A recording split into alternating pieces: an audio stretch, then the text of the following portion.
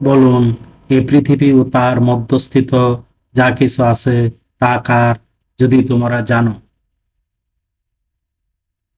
তারা বলবে আল্লাহর। আপনি বলুন, তবুও কি তোমরা শিক্ষা গ্রহণ করবে না? বলুন, কে মালিক সপ্তাকাশ ও মহা আরশের? তারা বলবে আল্লাহ। আপনি বলুন, তবুও কি তোমরা সাবধান হবে না? আপনি বলুন, সকল বস্তুর কর্তৃত্ব কার হাতে, যিনি আশ্রয় দেন, যার বিরুদ্ধে আশ্রয়দাতা নেই, যদি তোমরা জানো? তারা বলবে আল্লাহর। বলুন, তারপরেও কিভাবে বিভ্রান্ত হচ্ছে?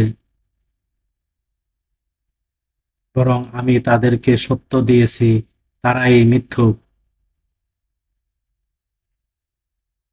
আয়াত 84 থেকে 90, সূরা মুমিনুন, আল কোরআন।